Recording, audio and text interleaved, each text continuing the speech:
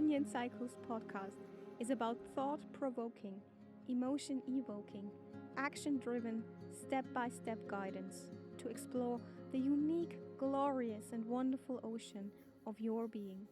Because healing is a multi layered process of getting to know oneself. Become the self empowered empiric researcher by discovering the unique layers of your existence. With your host, Nadine Alma, welcome to the Holistic Healing Hub. Welcome to the Onion Cycles podcast.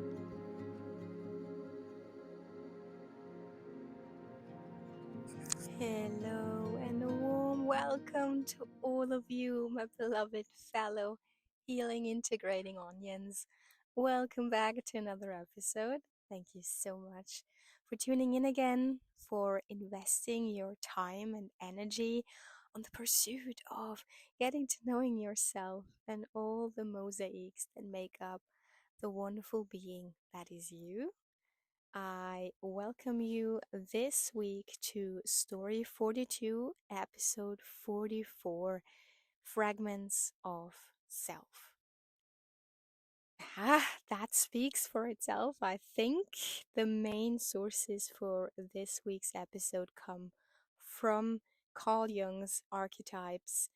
And I would recommend, if you feel like that resonates with you, to check out the Pearson-Mar archetype indicator test, because that may assist you on getting to know which archetypes are more prominent in your own life, which archetypes are most active in your daily activities, in your sense of self.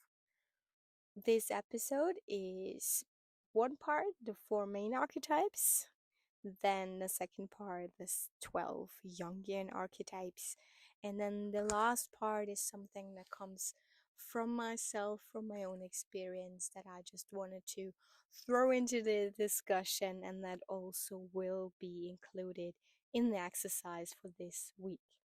For all of you who are not familiar with these podcasts, our motto is, as I think, so I feel, so I act.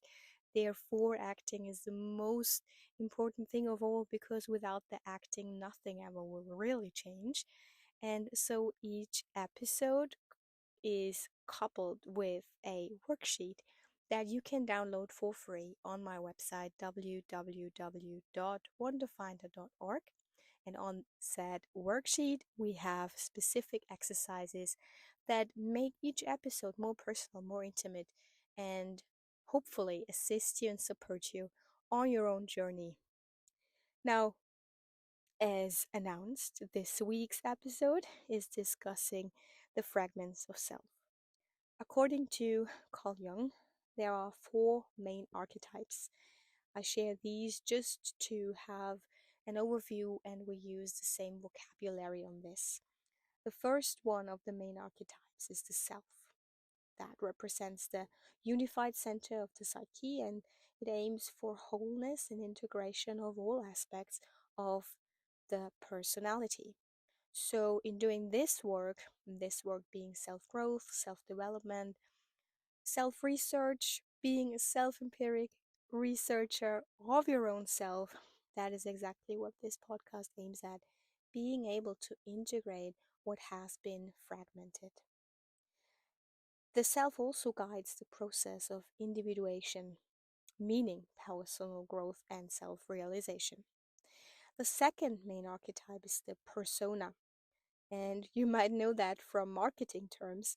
The persona is the created mask that we present to the outside world, and it is the roles we play to fulfill societal expectations. It is a vital function, because with it we navigate social interactions, but it can also lead to veiling the true essence of self. So leading to feelings of disconnection and inauthenticity that ultimately lead to an unhealthy mental state. The third main archetype is the shadow. So all the hidden or unconscious aspects of ourselves, the darkest fears and the deepest desires, as well as the repressed or denied qualities of our personality. The fourth is the anima or animus.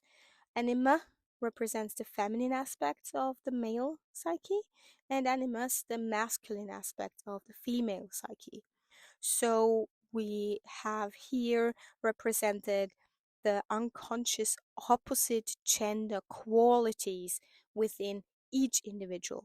So it doesn't matter if you're identifying as female or male or anything in between, you have presented in your psyche each of the specific gender qualities themselves. So now that the terms and the vocabulary has been asserted, we now dive into the 12 Jungian archetypes.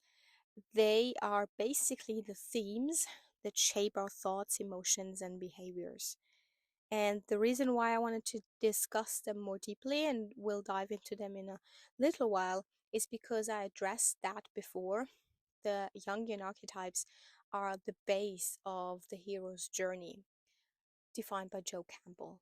The hero's journey is something that is present in each story, each myth, each movie, even in songs, because the oldest thing that we humans do is storytelling.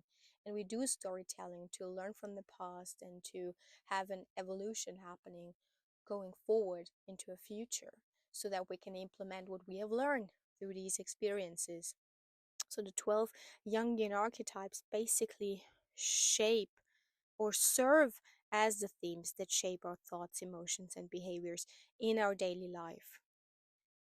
And now, diving straight into the topic, the first one is the innocent.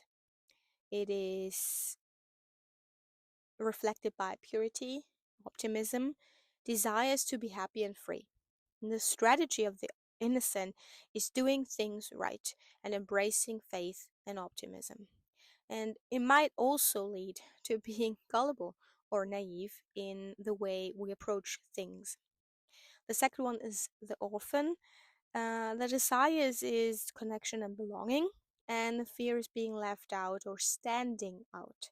So the strategy of an orphan is developing ordinary virtues and being down to earth and empathizing with others. And the hero then is bound to prove worth through courageous acts. He's fearing weakness and vulnerability, and his strategy is to be strong, competent, but may then struggle with arrogance. The fourth one is the caregiver, which is motivated by desire to protect and care for others. He's fearing selfishness and ingratitude. The strategy is doing things for others. So therefore, the caregiver may fall prey to martyrdom and exploitation. The fifth one is the explorer. It craves freedom and authenticity and is fearing getting trapped or in the emptiness. The strategy of the explorer is, well, exploring. It includes journeying, seeking new experiences, and maintaining autonomy. The rebel then yearns for revolution or change, fears powerlessness or ineffectuality, and his strategy to complete his task involves disruption or shocking, and therefore he may risk crossing into crime. The lover seeks intimacy and connection, fears loneliness or rejection, and the strategy of the lover is to become more attractive both physically and emotionally, but in doing so may lose the identity itself. The creator strives to create enduring value. Is fearing mediocrity, and the strategy involved in this behavior develops artistic skill despite the struggles with perfectionism. The jester embraces joy and humor. He fears boredom or boring others. Therefore, his strategy is playing, being playful, making jokes, and he may struggle with frivolity. The sage is driven by a quest for truth, fearing being misled or ignorant. His strategy is seeking knowledge and understanding. Well, he may also struggle with inaction. The magician aims to make dreams come true. He fears unintended negative consequences and the strategy is developing a vision and finding win-win solutions, you may also become manipulative in doing so. The ruler, the 12th one of the Jungian archetypes, desires control and prosperity, fears chaos or being overthrown. His strategies involving exercising power and leadership, and he may struggle with authoritarianism. Now, the reason why these archetypes may be very valuable to know is because, in essence, they can give us a very good view on what plays out in our life, how we behave, why we behave the way we do, but also bring to light the shadow sides of these archetypes if they are used in a way that, for example, as we have just heard, some being manipulative in their strive for making dreams come true, like the magician does. The magician develops a vision, finds win solutions, and then thinks that he knows it all and has thought about everything, and then may become manipulative, doesn't listen, and therefore thinks that he knows it all and withdraws from exploring other ideas and giving other ideas a chance. So, in knowing which archetypes are mostly present in the way we act in the world, we act towards ourselves, we then also can assess which archetypes are at play when we interact with other people, right? So we then know why they act the way they do, what the motivators behind that action are, and also, and that gives us a very good way of finding peace if someone does something that isn't aligned with our own values, knowing that that is a program that is played off, and feeling confident enough to point that out, and may have the chance to start a wonderful, prosperous, and very valuable conversation with that person about the deep rooted behaviors that come from our thoughts and emotions and that shape our reality. And lastly and thirdly, in this podcast, I want to address something else that I found very valuable in my own life. I found the archetypes through The Hero's Journey by Joe Campbell. I read Jung, and what I've come to understand is that these archetypes are more found in the collective conscious. So they're less of an individual phenomenon. Now, I think that these archetypes play within the individual realm as well. But what I found within my own experience is that we all have our own very personal, intimate archetypes. And therefore, the majority of the work that needs to be done is getting to know ourselves. That is the aim of this podcast, in essence, anyway. Through the archetypes, we might have a good approach toward getting to know ourselves, a good starting point in understanding that there are fragments within ourselves that at some point will come to wholeness if we do the noble work, so to speak, but that these archetypes may also take on lives of their own if they aren't brought to consciousness, if they aren't thought about, if they aren't recognized for what they do, how they act, and how they influence the life that we lead. And in the same way, the very personal ones are taking on a life of their own as well. I will give you an explanation and a example of what I mean that is very personal to myself, so that you can maybe relate, and if it resonates with you, the exercise of this week's worksheet explores this very personal journey as well.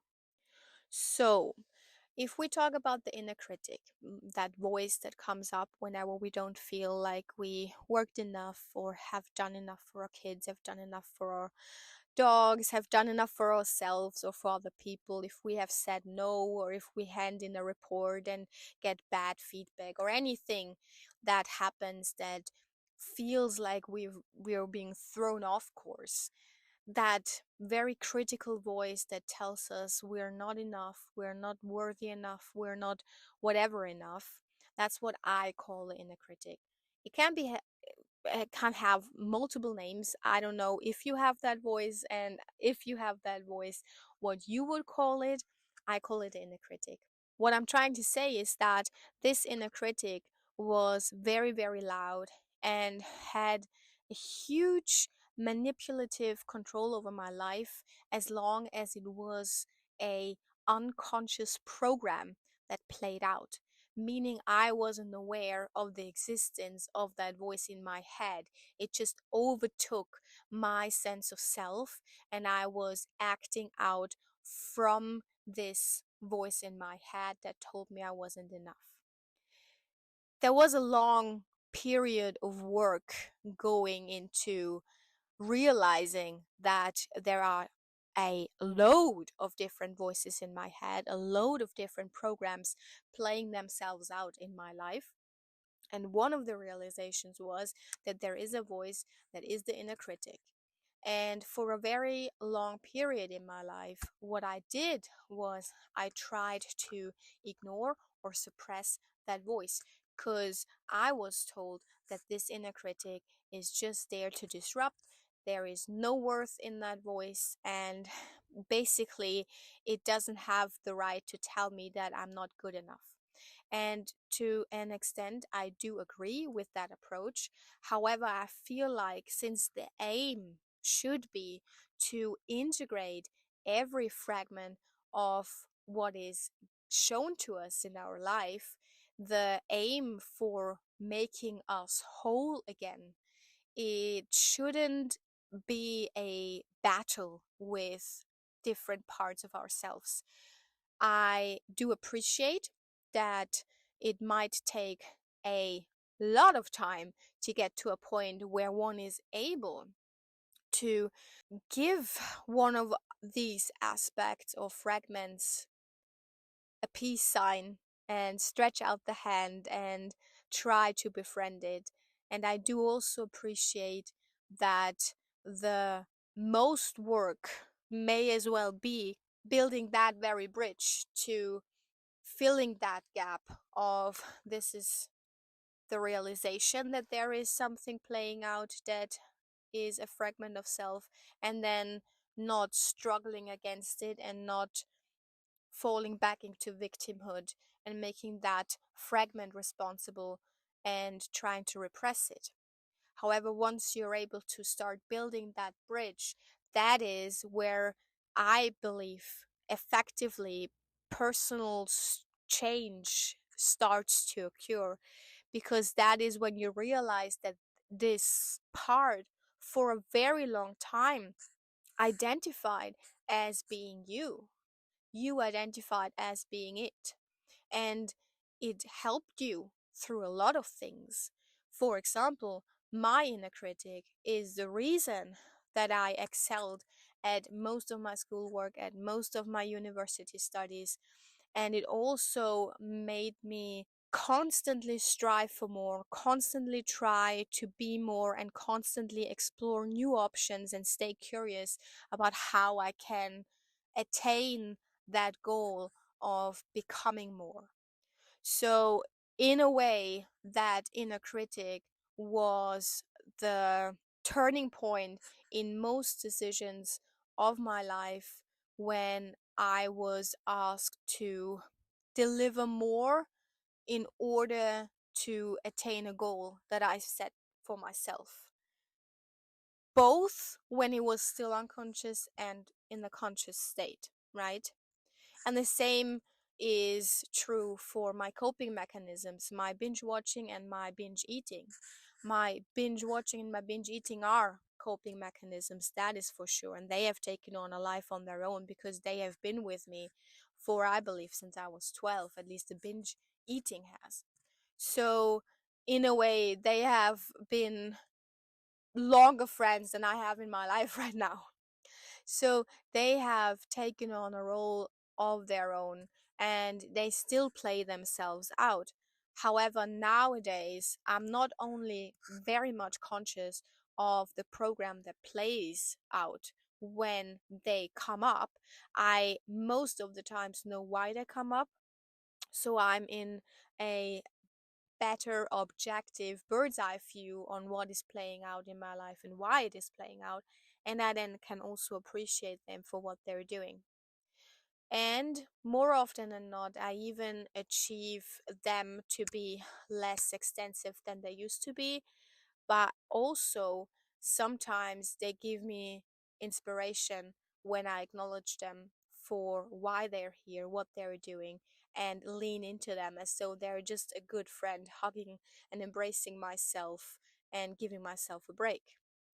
So, to return to the example of the inner critic, then, once I started that journey of realizing consciously when the inner critic was playing itself out, what it was aiming and trying to do, and then acknowledging that it actually contributed quite a lot of good things in my life, even if they seemed to be not good, I did decide and I did choose to let that voice be in that moment.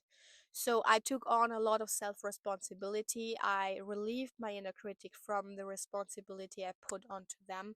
And I also started to sort of speak with him. And that is the main point I wanted to make in this podcast.